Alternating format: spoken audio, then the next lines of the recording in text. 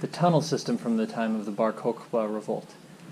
This many-branch system, which begins at the mountaintop, is not a hideout, but rather served as a base for attack. Camouflaged sortie points enable the defenders to control the mountaintop and slopes, taking advantage of the height and the element of surprise, and allowing them to flee when the time came. The material dug from the tunnels was dumped into the cisterns so as not to reveal the sortie points to the enemy.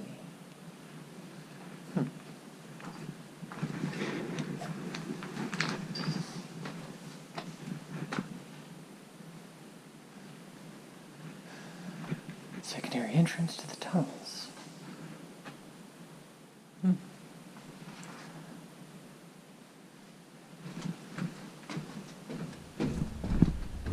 Upper tunnel system from the time of the Bar Kokhba revolt. Ooh.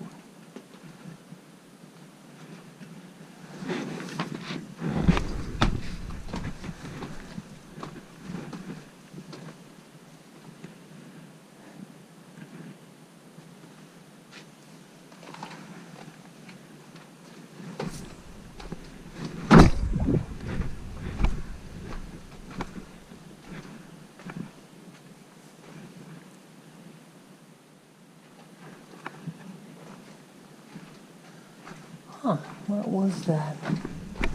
There's like another sign over there.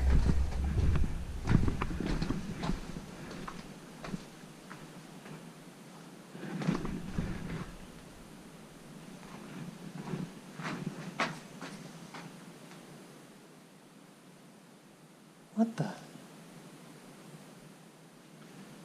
How are you supposed to get over there? Okay, in my defense, this is confusing. There's like no way over there. Okay, I'm just gonna hop over, take a peek.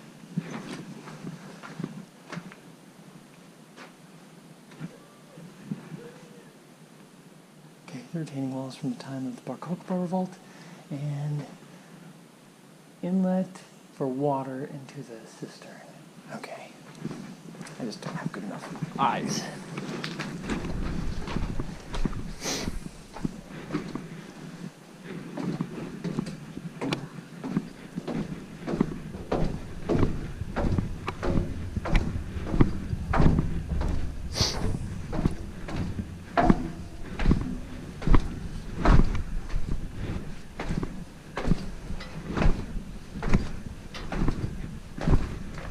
Remains of a tunnel from the time of the Great Revolt.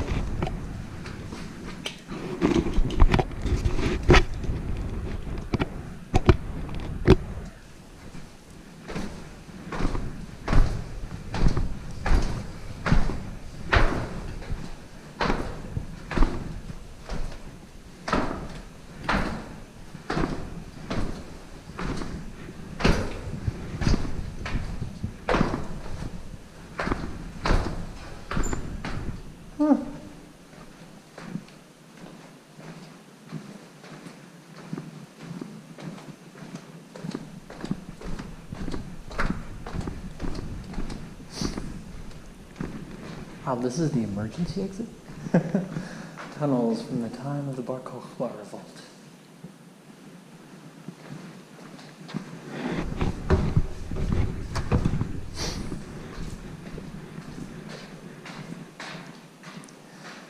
The tunnel system included two main components: cisterns from Herod's time and tunnels from the time of the revolts. Cisterns from Herod's time, 37 to 4 BCE. Herod built at least 3 rain-fed cisterns on the mountain slope. Didn't I read this? Yeah, they had that up there. Oh, same thing.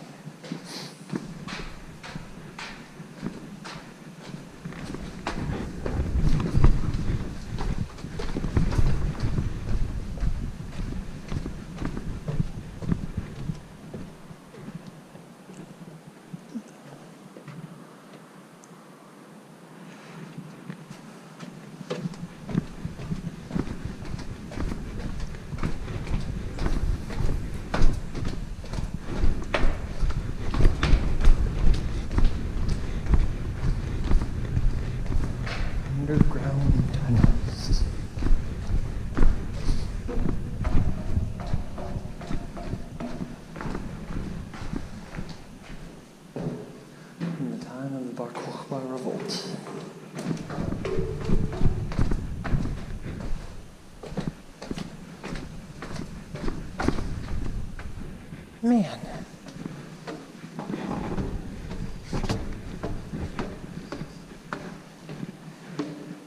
Does this just lead back to the other room?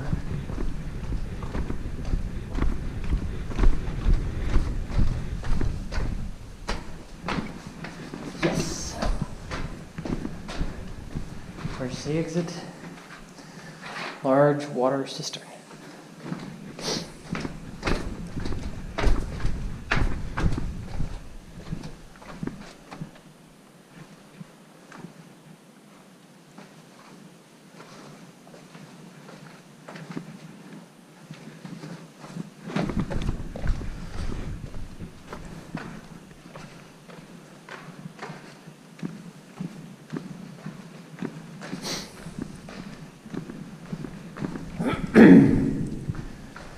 This is the largest and most central of the 3 cisterns dug into the slope in the early days of Herodium.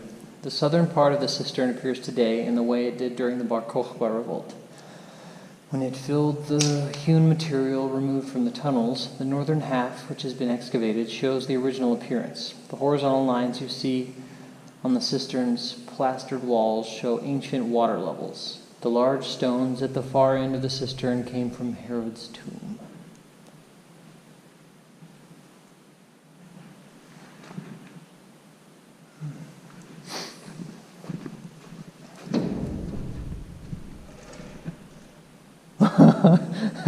It's kind of scary. I heard something shift as I stepped onto this.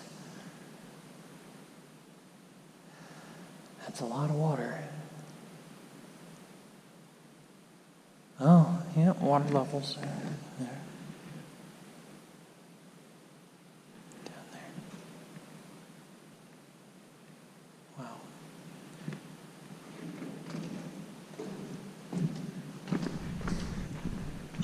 Western cistern and exit.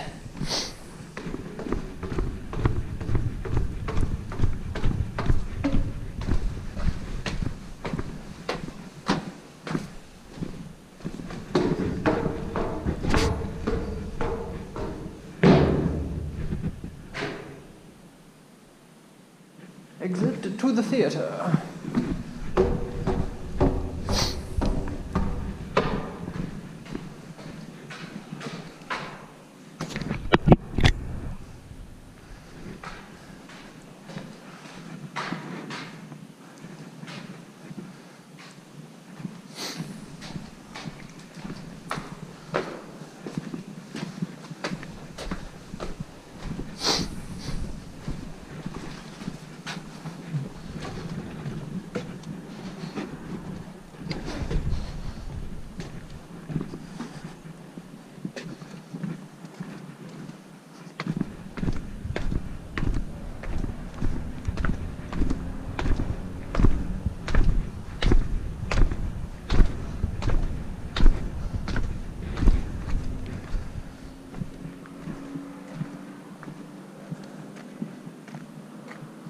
Ah, the theatre.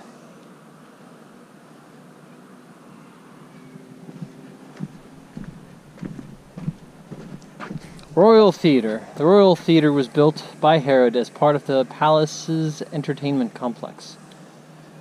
At the top of the auditorium, a royal chamber was built that was open to the stage. The chamber, which was magnificently decorated, served the king and his inner circle. The artificial Mount of Herodium, which was built at the end of Herod's life, was as a huge monument, covered the theater completely. With it, other structures that had been built on the slope in earlier times were also covered. Oh.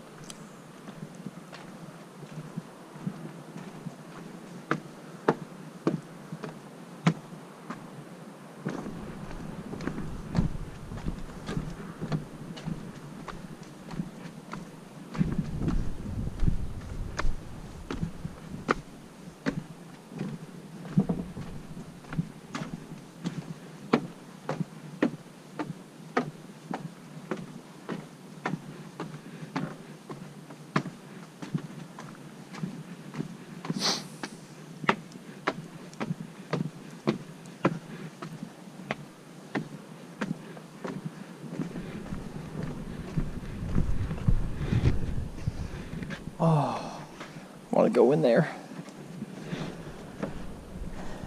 This is the easternmost of the lower cisterns, hewn into the rock on the mountain's northern slope, providing water to the mountain's palace fortress. When it was decided to build Herod's tomb, the mausoleum, directly above the cistern, 2 broad, floor-to-ceiling walls with vaulted passageways were built within it to support the massive structure above. The cistern then was eliminated, and a garden was created in front of it as integral part of the tomb garden surrounding the mausoleum.